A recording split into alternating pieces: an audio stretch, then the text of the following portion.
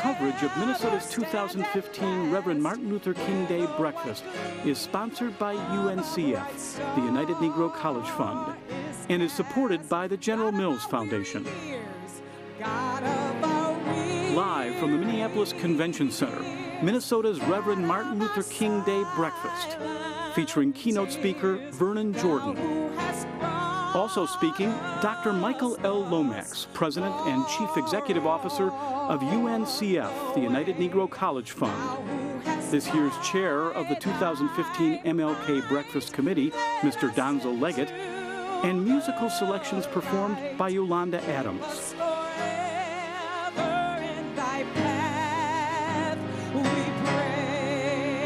Lest our feet stray from, lest our feet stray from the path that our God has been giving, lest our hearts, drunk with the wine of the past, we forget thee, shadowed beneath thy hand, may we forever stand true to our God, true to our native land. God bless you. You may be seated. Ladies and gentlemen, welcome to the 2015 Reverend Martin Luther King Jr. Holiday Breakfast. Please direct your attention to the podium for this year's chair of the MLK Breakfast Committee, Mr. Donzel Leggett. Good morning, and welcome to the 25th Annual Dr. Martin Luther King Jr. Holiday Breakfast. My name is Donzel Leggett, and it is both an honor and a privilege to be the chair of this wonderful event. Once again, this year's breakfast is brought to you by UNCF and the General Mills Foundation in conjunction with Twin Cities Public Television. Let me first introduce our head table. Dr. Michael Lomax, President and CEO of UNCF. Ms. Sharon Smith Akinsanya, Area Development Director of UNCF. Dr. Josie Johnson, our first ever lifetime local legend.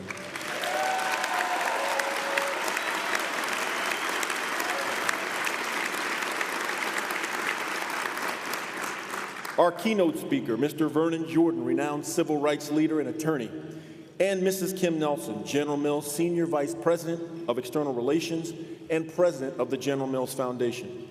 In addition, I would like to recognize our entertainment for this morning, four-time Grammy Award-winning artist, Ms. Yolanda Adams.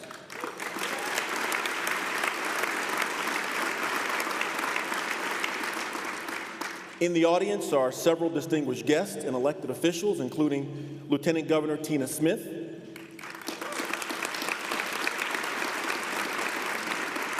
United States Senators Amy Klobuchar and Al Franken,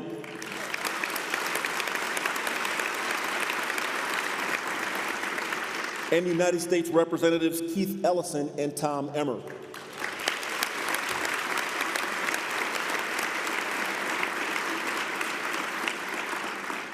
Let us also recognize all veterans and members of our military branches. Thank you for your service.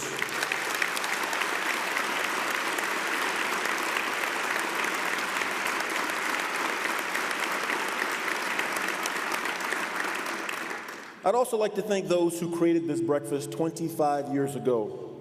It has grown from 800 attendees to nearly 2,000 here at the Minneapolis Convention Center, hundreds more watching at remote breakfast locations, and thousands watching at home on Twin Cities Public Television. The theme of this year's breakfast is Infinite Hope, Meaningful Action.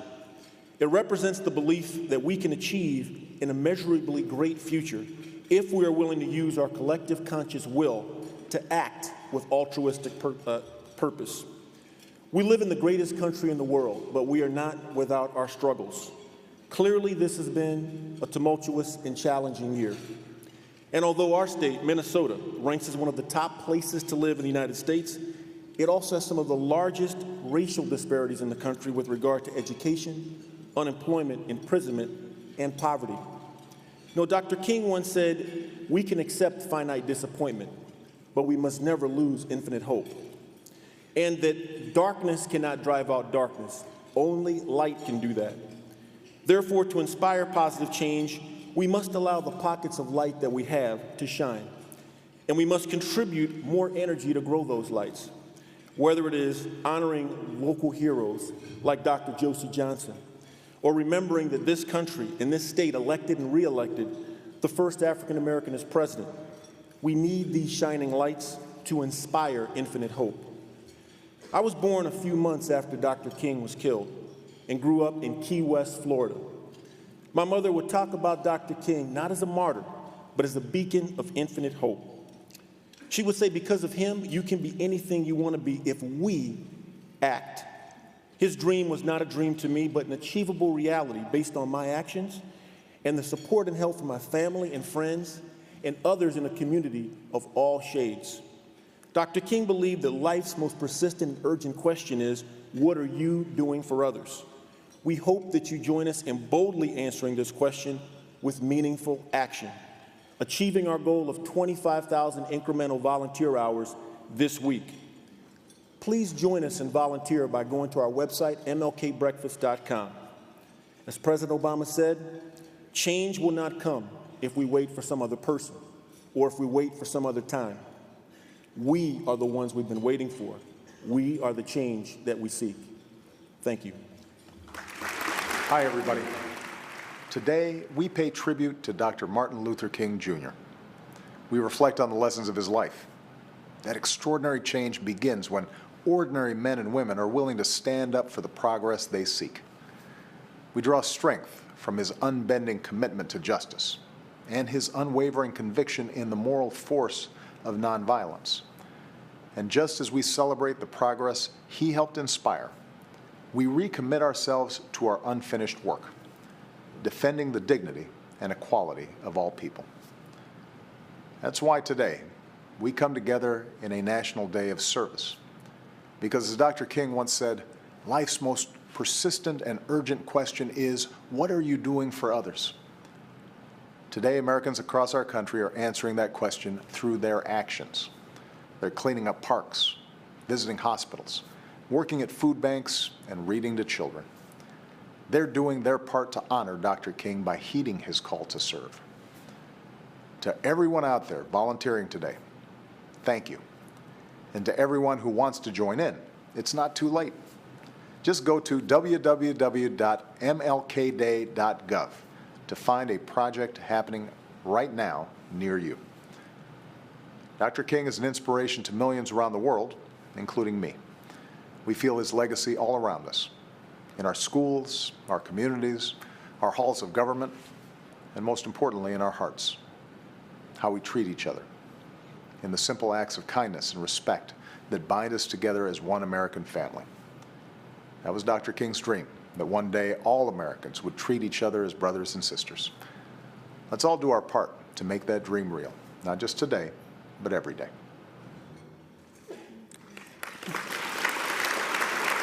Good morning. My name is Sharon Smith Akinsanya. I'm the Area Development Director for UNCF right here in the Twin Cities. We are coming together this year at a unique time.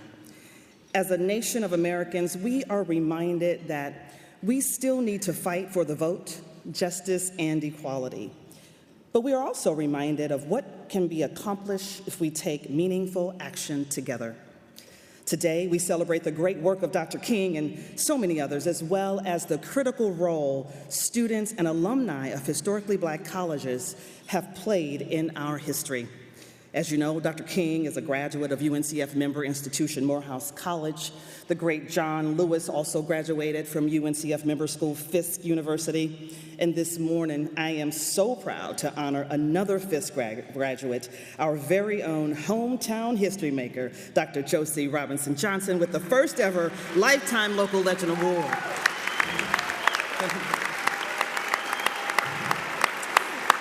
As a teenager, Dr. Johnson worked with her father, fighting full tax. After graduating from Fisk, she earned her master's degree from the Fisk University of Massachusetts, Amherst. She lobbied for landmark civil rights legislation on fair housing, and equal employment opportunities. She was in Mississippi during the Freedom Summer of 1964 to register African American voters.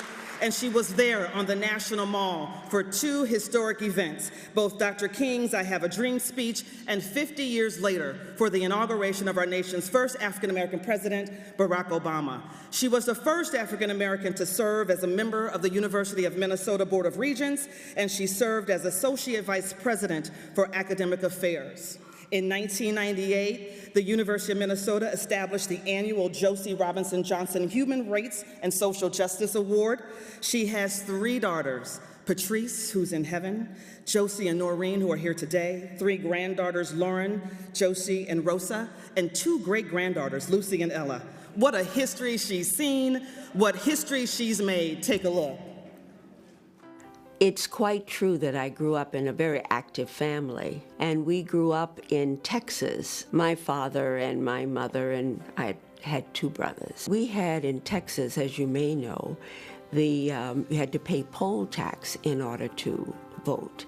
And my dad was working to try to do away with poll tax. And I was able to go with him as we collected signatures to present to the state. I grew up with the sense of service. She's been on the front lines in the civil rights movement, and she's not only been on the front line, she's stayed with the movement. I had a chance also in the early 60s to go to Jackson, Mississippi, and that was a little scary. It was a very secret trip to Mississippi. Our host family met us and took us immediately to a black church. There were 2 men patrolling the perimeter of the church with shotguns to try to protect those of us in the church. We met with a group of clergy who shared with us their fear of talking about fair housing, voter rights, justice. We went to a freedom school. This young group of people met with us and talked about what they were doing. We left that freedom school, and that school was bombed that night. I've always loved about Josie Johnson is that she's always expected the community and us as individuals to take some responsibility to find the solution.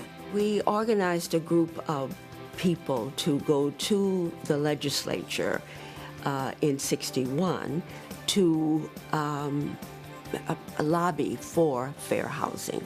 I felt that we were losing the battle. So I went to Governor Elmer Anderson. Then he wrote each member of the Judicial Committee a note, personal note from him. As a result of that, the bill did get out of committee, and we did pass a law. Minnesota actually passed a fair housing bill before the national government did. She has a strength, which is also a weakness. She expects people to be as good as she is, and that's not possible. It breaks my heart to know that there are children who don't know their value because we live in a society that continues to challenge the best that we can be. I feel blessed and fortunate to have been able to use the experience, resources of a lifetime to be involved in things that affect Minnesota.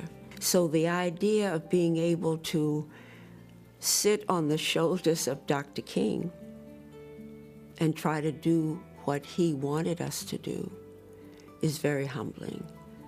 So I feel honored, humbled, grateful, and deeply appreciative of an opportunity to have done anything that improves the quality of life of our people. Ladies and gentlemen, please stand to honor the recipient of the first ever Lifetime Local Legend Award, Dr. Josie Robinson Johnson.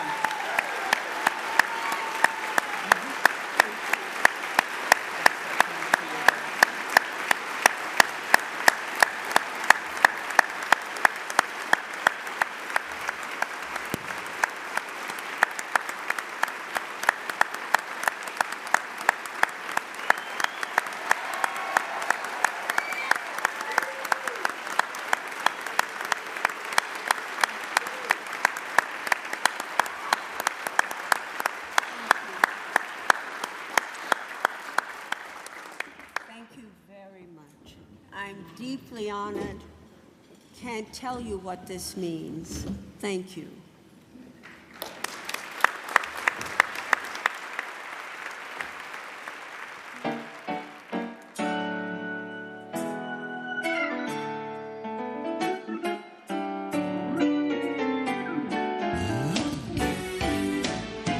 There's no pain Jesus can't feel. There is no hurt that he cannot heal.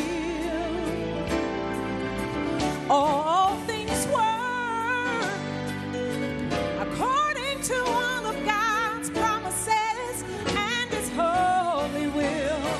So no matter what you're going through, remember God only wants a chance to use you, for the battle is not yours, it belongs to the Lord. There's no sadness Jesus cannot feel, and there is no sorrow that he's not willing nor able to heal. Remember, all things work, yes, according to all of God's promises and his holy will. So no matter what you are going through, you must remember that God is only wanting to use you, for the battle is not yours, it belongs to the Lord. The battle is the Lord. Yes, the battle belongs to the Lord. In faith, hold your head up high. You belong to the Most High, don't cry. But in case you do, he will wipe away the very tears from your eyes. It's the Lord's. Be encouraged and know the battle belongs to the Lord. For no matter what you're going through, stand on the word of God and he'll use you. Oh, no matter what you're going through, believe that God is able and he'll use you. Yes, he will. Stand on the word of God. Believe that word in your heart. And don't you let go. No, no, no, no. For the battle is not yours. No. The battle is not yours. It's the Lord's. You must wait on the Lord and be of good courage. He will strengthen your heart. Yeah, yeah, yeah.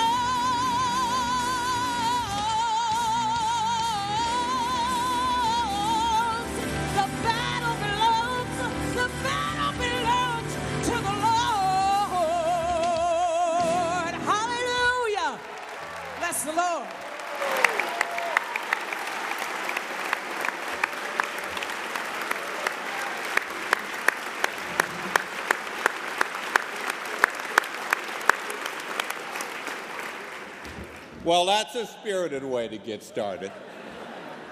As president of UNCF, I am delighted to be back in the Twin Cities for the 25th annual General Mills UNCF Martin Luther King Jr. Holiday Breakfast. For a quarter of a century now, UNCF and General Mills have partnered on this important day. And this breakfast, in my judgment, is one of the most impressive and significant and now soulful Martin Luther King events held anywhere in the country.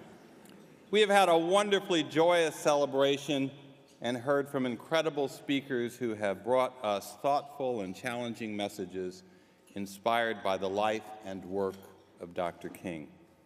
We have heard from men and women whose lives and life work have borne witness to the transformational impact of the civil rights movement and the philosophy of nonviolent direct action.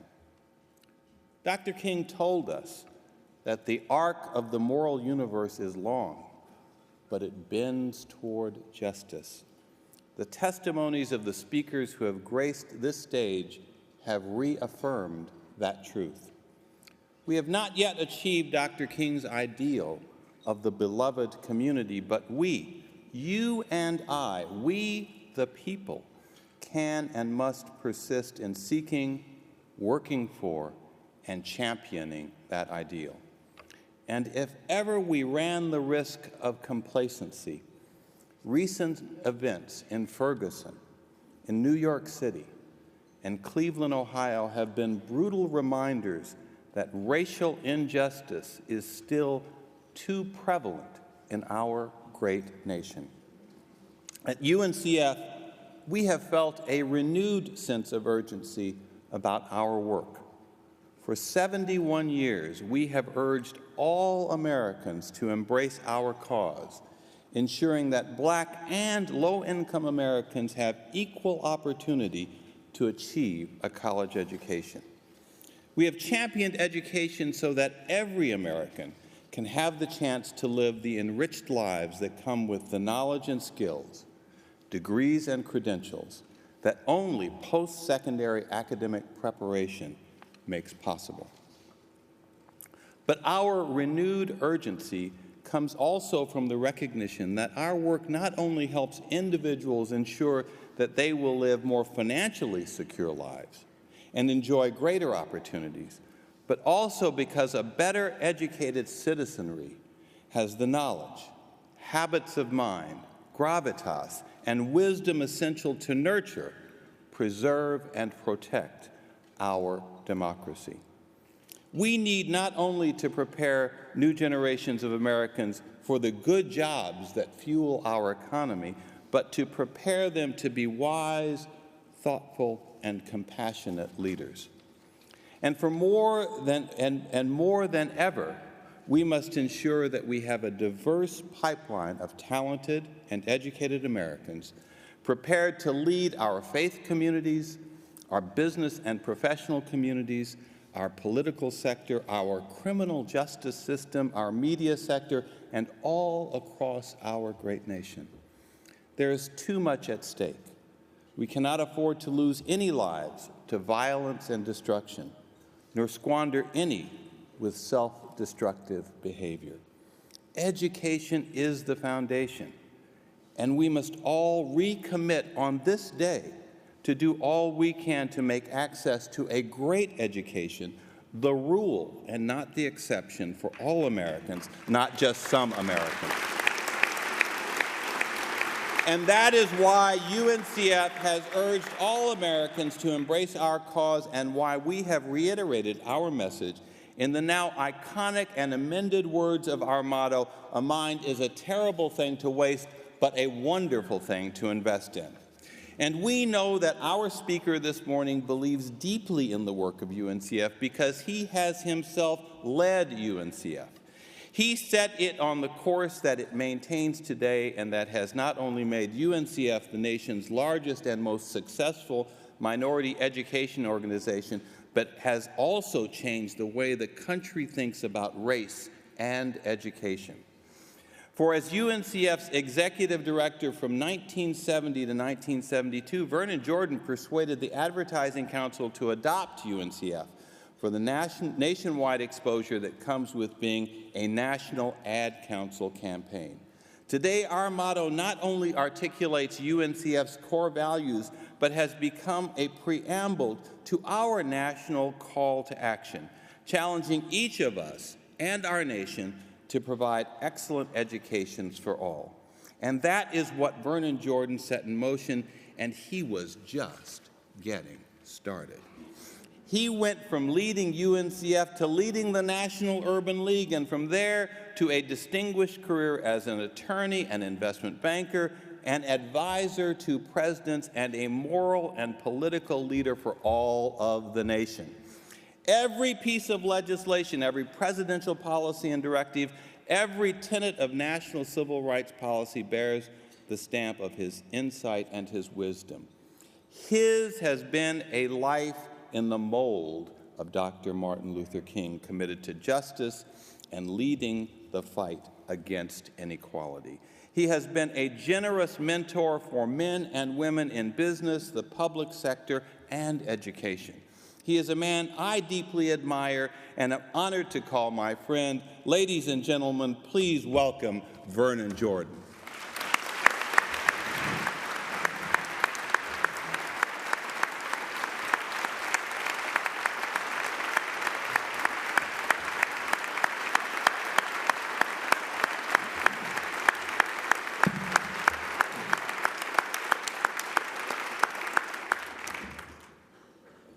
Good morning, Minneapolis, Minnesota. You are the only city in America that will get up this early to eat breakfast for such a good cause. Senator Klobuchar, Senator Franken, Lieutenant Governor Smith, Mayor Hodges of Minneapolis, Mayor Coleman of St. Paul, Congressman Keith Ellison, Congressman Tom Emmer, Chief Judge Michael Davis, Chairman and CEO of General Mills, Ken Powell. I have enormous respect for politicians of whatever party who have sense enough and are smart enough to show up and be at the right place at the right time.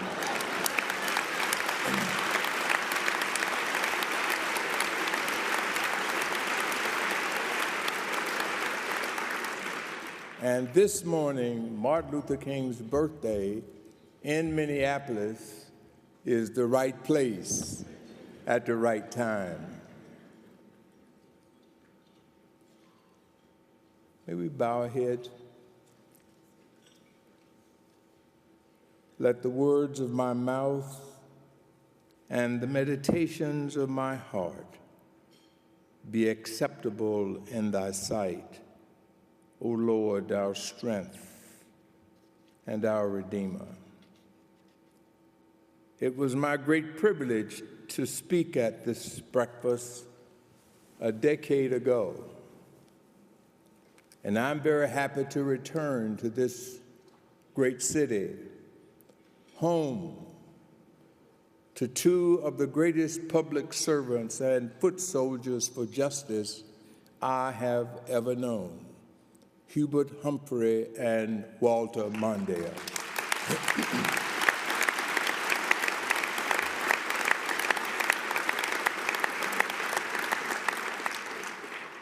I accepted Ken Powell's invitation for three very good reasons. The first is Josie Johnson.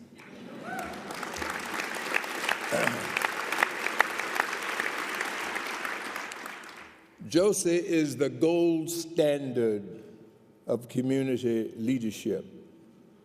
I have known Josie for almost 50 years, and I have loved, respected, and admired her ever since we first met.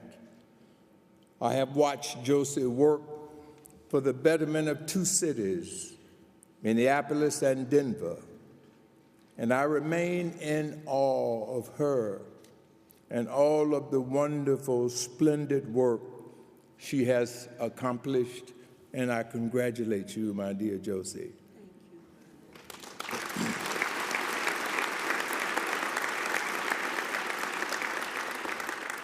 The second reason to be here is the participation of the United Negro College Fund, which I was privileged to lead, as Michael has referred to.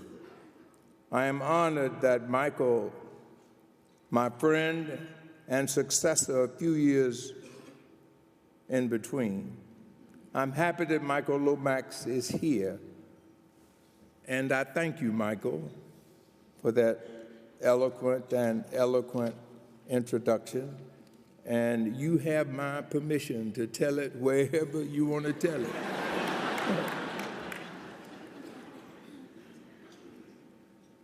The third reason that I'm here this morning is General Mills, an exceptional organization, and that rare corporate citizen that has actually advanced Martin Luther King's legacy.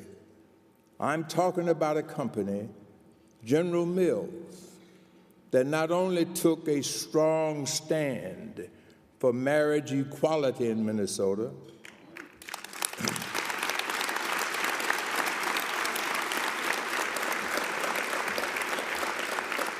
but one that served refreshments to its detractors as they shouted hateful messages outside, and then responded in the words of General Mills' Tom Forsyth, who said, "I was raised as a Minnesotan, and when people drop by your house, you put on coffee." So that's what we did.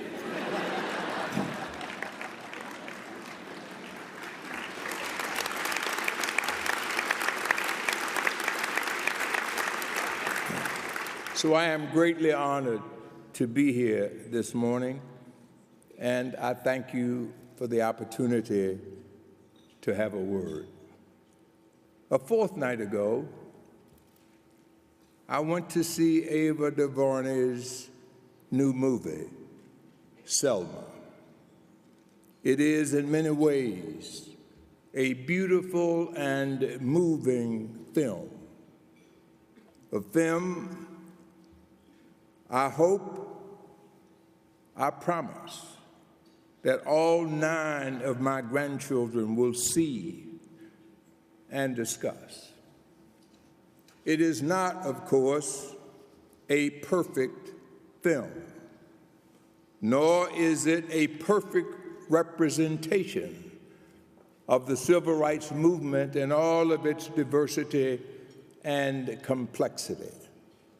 One particular controversy, argued over by film critics and in the pages of newspapers, has arisen over the portrayal of President Lyndon Baines Johnson, whether he was reluctant or committed to the cause of voting rights. It is my belief, as one who knew Lyndon Baines Johnson, the man, that Lyndon Johnson was as committed in his own way as Martin Luther King was in his. But my larger issue with the film does not concern this or that actor's performance, nor overlooked people or stretched facts. My concern is that it is causing us to expend energy litigating history when we have so much to litigate in the present.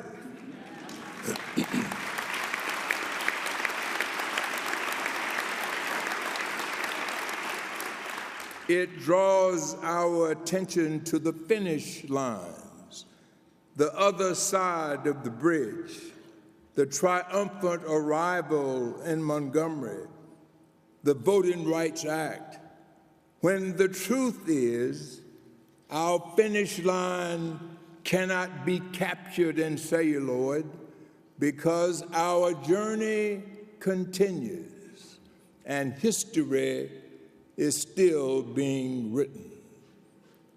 One need only ask those moviegoers who walked out of the cinema on 20th of December at the Mall of America just down the road from here, only to see 3,000 protesters chanting, insisting that Black lives matter.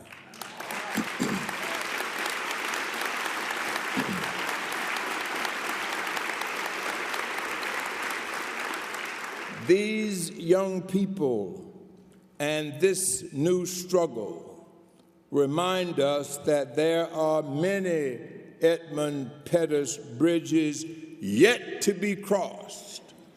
There are still too many corners and neighborhoods in our society where people of color cannot breathe, as the rapper Common said at last week's Golden Globes Award, Selma is now. So, while our theme today is infinite hope, meaningful action, we gather at a time when too many, far too many, hope feels all too finite. And from Ferguson to Staten Island, meaningful actions seem few and far between. A different police officer snuffs out a different Black life in a different manner. A different grand jury and a different prosecutor reach the same verdict, not guilty. Here in Minneapolis, a Black man sitting on a skyway is arrested and tasered for the crime of waiting to pick up his children from school. A bomb goes off outside the NAACP headquarters in Colorado Springs, shaking the walls and our collective sense of security and racial progress. Today, we celebrate the legacy of Martin Luther King Jr. at a tense moment in America, more reminiscent of the legacy of Rodney King. So on this day, we can talk about Martin's courage. We can talk about his bravery. We can talk about his vision, his dream of America in which Black and white children stride arm in arm into a better future. But as we look at this country of ours in a young century, we must also ask how Martin Luther King Jr. would react to the America we live in today. I think Martin would shed tears of joy to see on the other end of the National Mall, 50 years after he raised his voice, Barack Obama raised his right hand.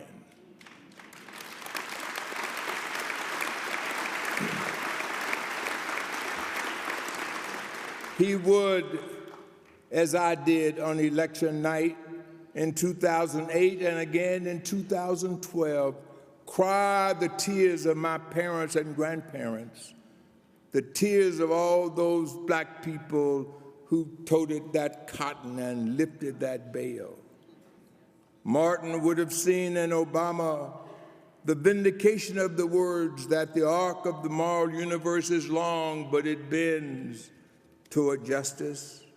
What's more, Martin would be so proud that it was the work of so many men and women of every race that twice put Barack Obama in the White House. But I think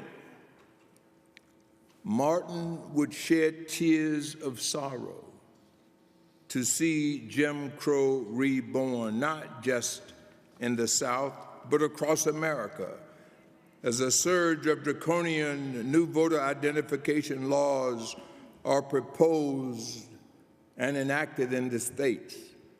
Though thankfully the people of Minnesota had the good sense and good judgment to vote down such a law in 2012.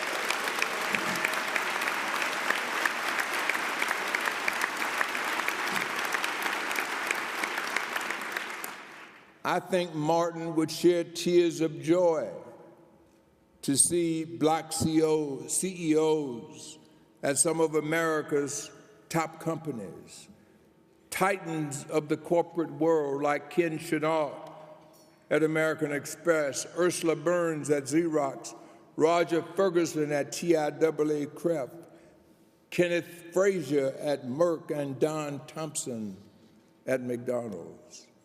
At the same time, I think Martin would shed tears of sorrow to see that the toll that poverty, hunger, and hopelessness are having on too many Americans, black and white, to see that black unemployment remains twice as high as the rates for whites, and that the average white family has 13 times the wealth of the average black family.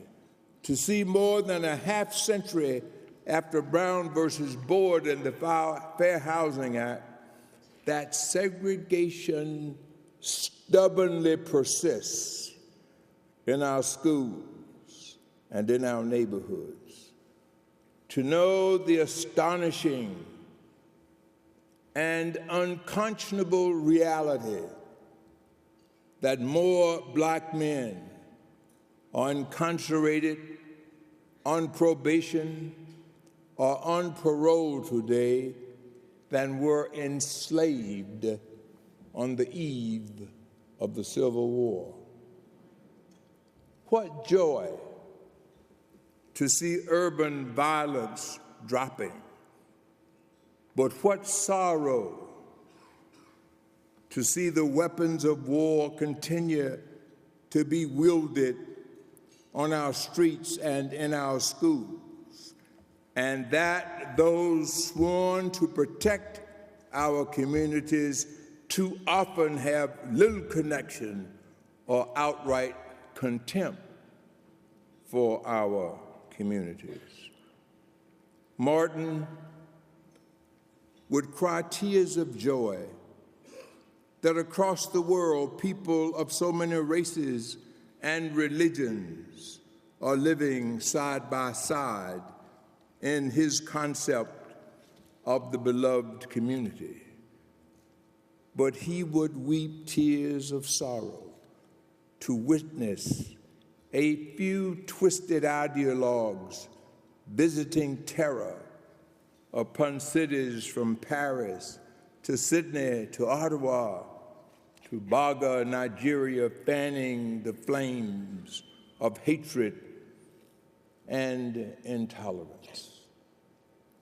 So for Martin, today there would be tears of joy and there would be tears of sorrow, but there would not be resignation.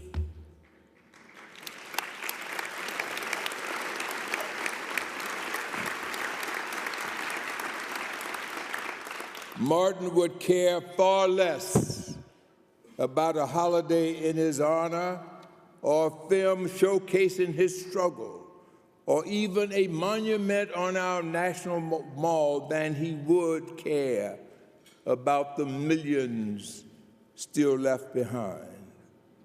Martin would ask, as he did at the SCL conference in 1967, he would ask the burning question of the hour: where do we go from here? After the Montgomery bus boycott and the March on Washington and the Civil Rights Act and the Voting Rights Act, after Selma, what next? It is a question as relevant to our day as it was to his. Thanks to the millions of men and women who suffered beatings and bombings with quiet dignity and resolve, we have knocked down what Martin called the sagging walls of segregation. What we are dealing with now is the rubble we confront, in the words of the journalist Gene Demby, a deeply entrenched discrimination that is fueled less by showy bigotry than systemic implicit biases. Less imposing, perhaps, but no less critical to clear away. And if you have ever seen a wrecking ball demolish a building, you will understand that tearing down the walls takes a matter of minutes. And we did that in the 1960s and early 70s. But clearing the debris takes far longer.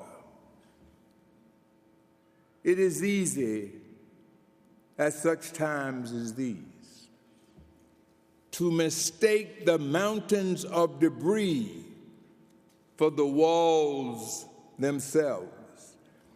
It is easy to look at the rubble of racism strewn across our society: police brutality, resegregating schools, white job applicants more likely to receive an interview than black applicants, and conclude that nothing at all has changed or worse, that we have gone backwards. Indeed, a poll last year taken on the 50th anniversary of the March on Washington found that only 32% of black people believe a lot of progress had been made on civil rights in the half century.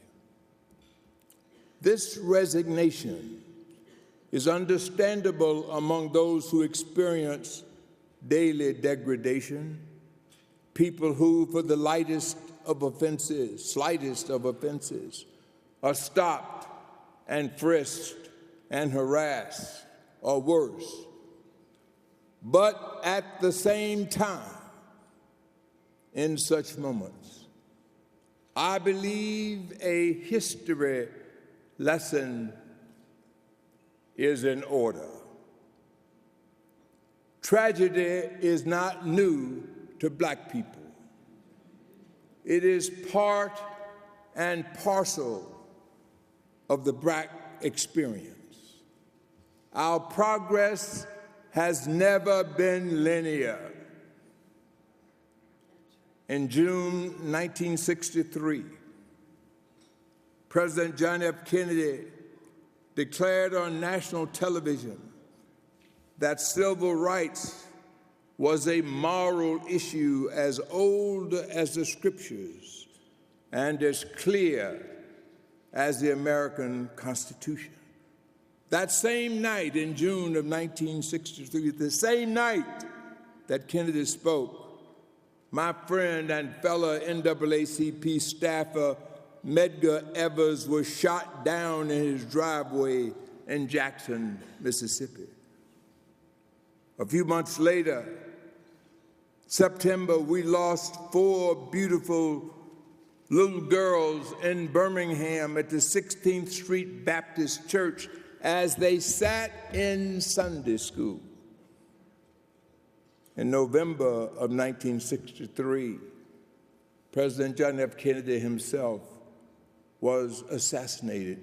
But we marched on.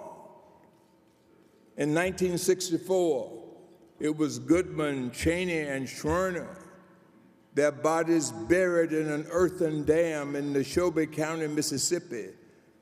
In 1968, Robert Kennedy, the Attorney General, announced to a stunned crowd in Indianapolis that Dr. King had been murdered in Memphis. 2 months later, Robert F. Kennedy was murdered in Los Angeles. But we marched on.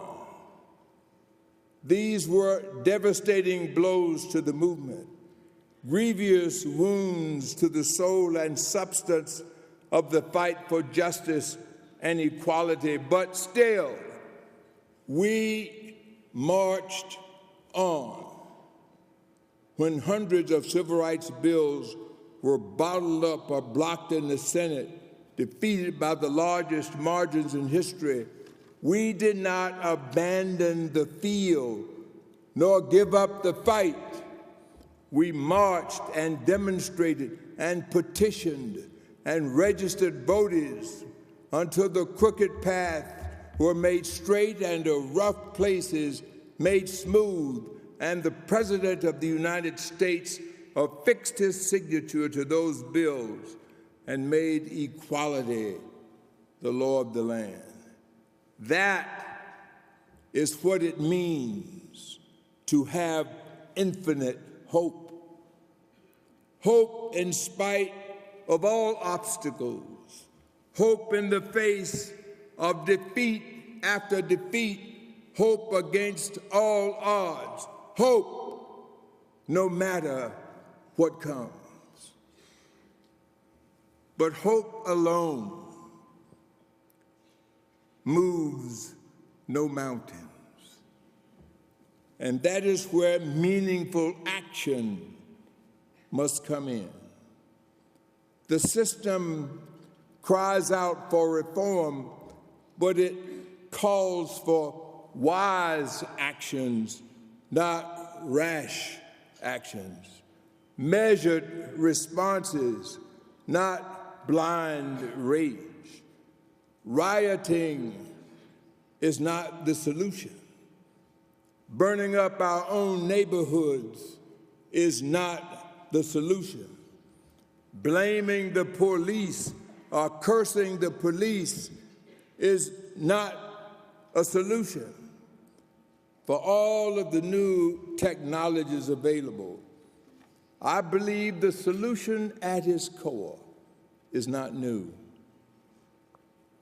The solution is the tough task of getting people registered and out to vote and informed on the issues. That is the ultimate challenge.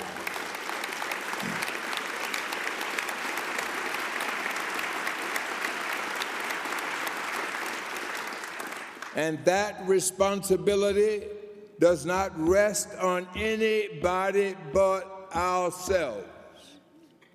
As one DC activist remarked recently, we are ready to get arrested, but are we ready to build institutions? The answer to that question, as much as anything, will determine where we go from here. And as we move forward, we must do so with the words of Martin in our ears and in our hearts.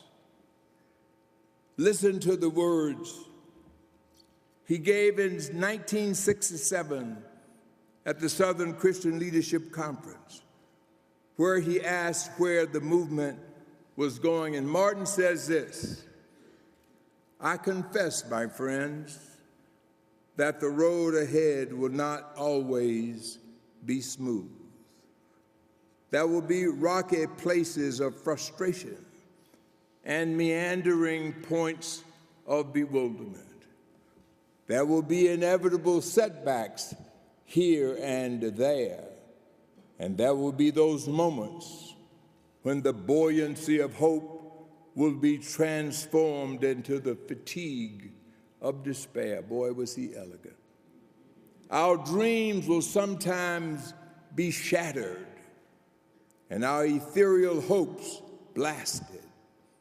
We may again, with tear-drenched eyes, have to stand before the bier of some courageous civil rights worker whose life will be snuffed out by the dastardly acts of bloodthirsty mobs.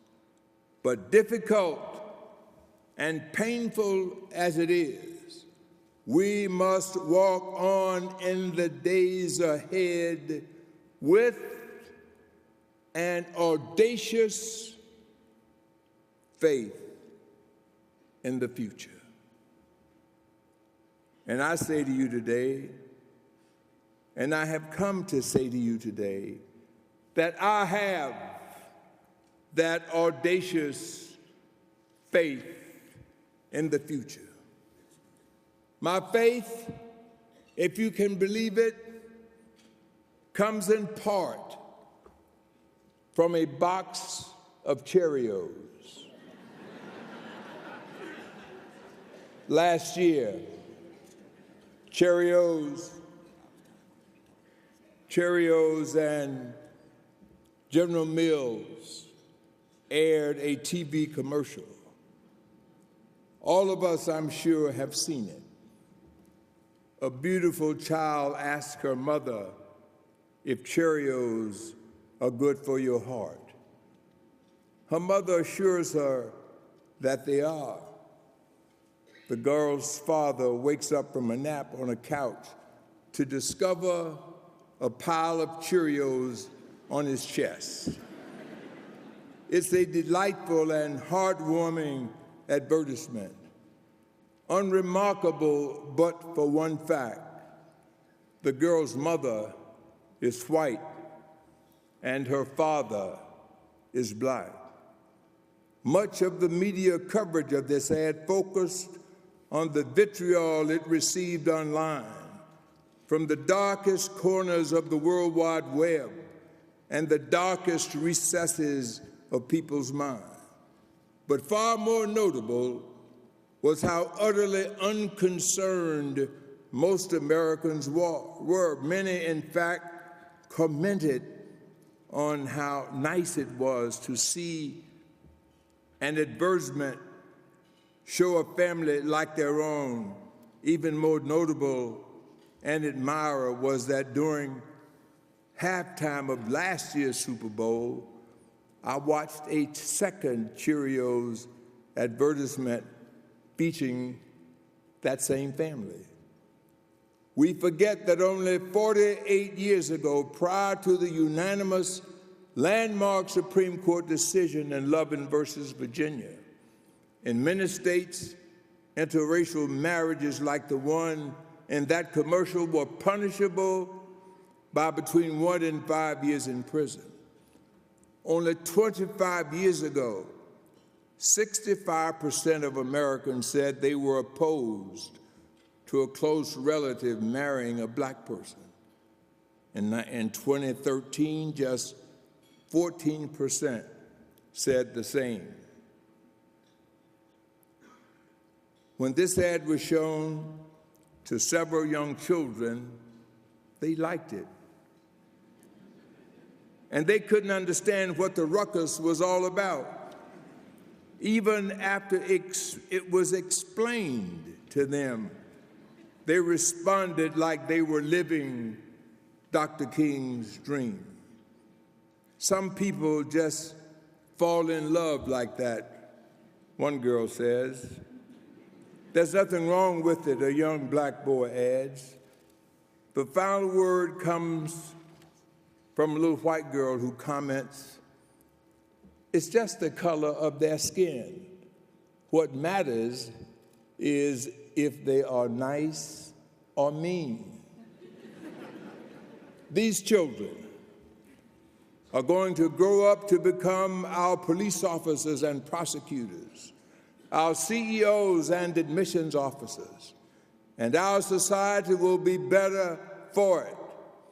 And the company that chooses hope over fear and is rewarded for it are the root of my faith and the source of my infinite hope.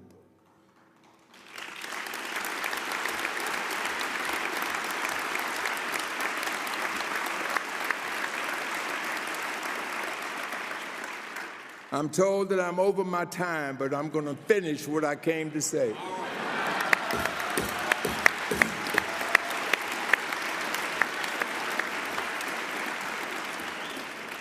But my faith comes from experience as well. And I offer you one last and final illustration as a testament to my enduring belief in the power of people and of nations to make progress. Some of you may remember that in May of 1980, I was shot in the back with a .30-06 as I arrived back at my hotel in Fort Wayne, Indiana. And when I came out of the operating room after a long surgery that saved my life, one of the many wires and telegrams that came to my hospital room came from Montgomery, Alabama. That telegram read, "I was shocked and saddened to learn of your injury. I am praying for your complete recovery and am thankful that your life was spared." That wire, that telegram was signed George C. Wallace, Governor of Alabama. Now, I fought Governor Wallace and what he stood for from the day he defied the law and morality by trying to deny black people their rights under the Constitution. But I appreciated that wire. It said to me that political differences must be subordinated to common humanity. It said to me,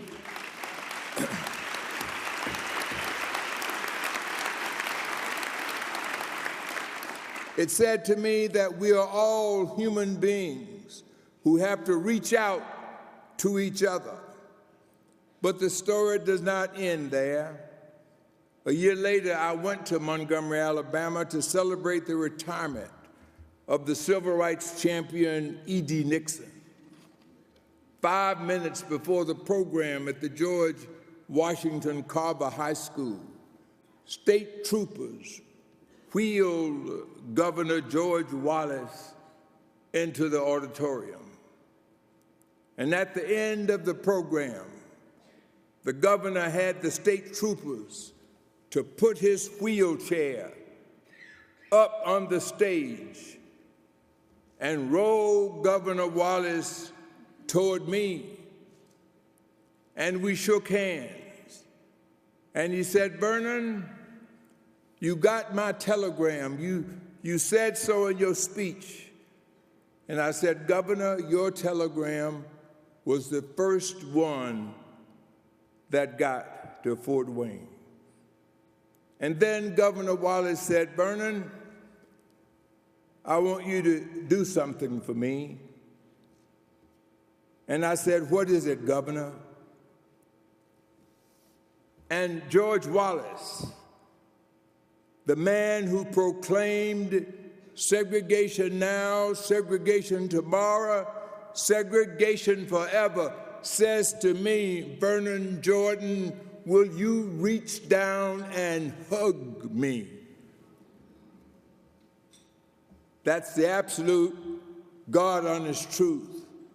The villain of Selma, a mean, old racist who once stood in the schoolhouse door to keep black people out, could no longer stand at all, yet he wished he could stand, not to set himself defiantly athwart history, but rather to embrace Vernon Jordan as his brother.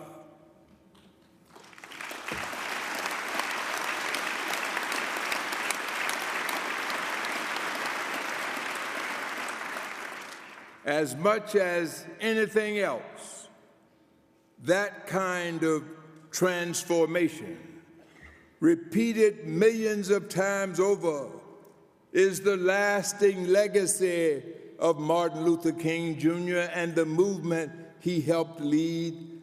And if we walk the path he showed us, if we go forth fired with Martin's divine dissatisfaction, letting our infinite hope drive meaningful action, then despite everything, I do believe deep in my heart that we shall overcome. And as we leave here, let us sing a song full of the faith that the dark past has taught us. As we leave here, let us sing a song full of the hope that the present has brought us. Facing the rising sun of our new day begun, let us march on till victory is won. Thank you, and God bless you all.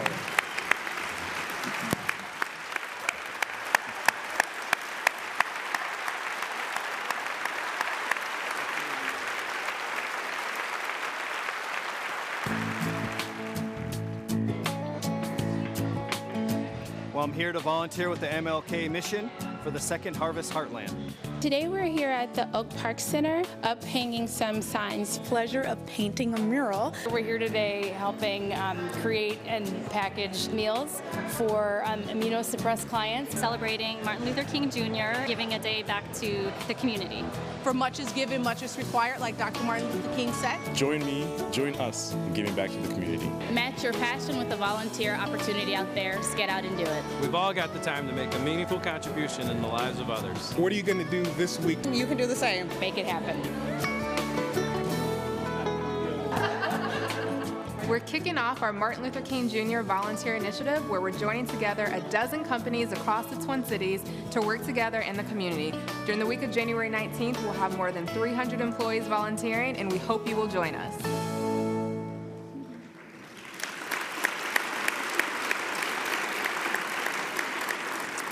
This service video reminds us that hope is nothing without action.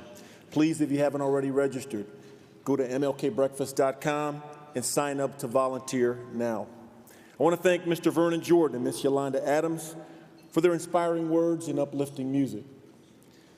Thanks to our committee members and to all of you who attended here at the Minneapolis Convention Center, and all of those at our remote locations and those who watched on TPT. We will close this 25th annual Dr. Martin Luther King Jr. Holiday Breakfast with Stevie Wonder's Happy Birthday song. Thank you, be safe, and God bless you all.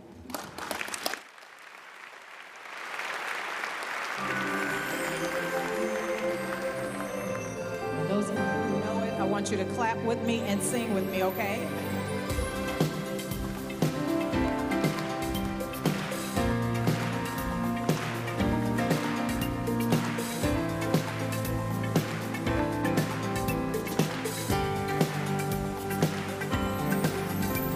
Now it doesn't make much sense.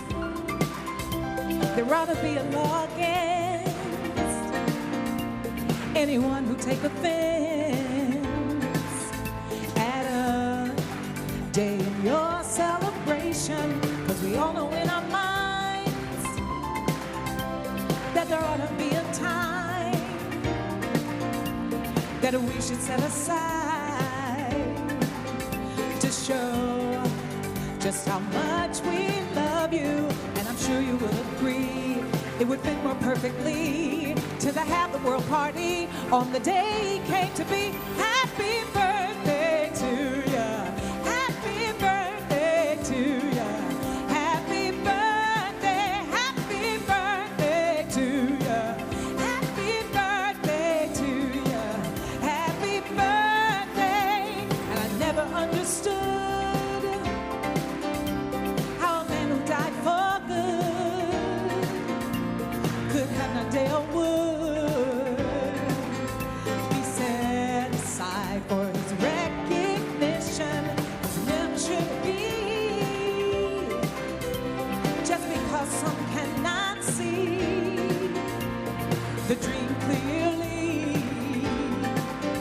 They said would become an illusion, and we all know everything that he stood for time will bring. The peace we will sing, Mr. Martin Luther King. Coverage of Minnesota's 2015 Reverend Martin Luther King Day Breakfast is sponsored by UNCF, the United Negro College Fund, and is supported by the General Mills Foundation. Happy birthday.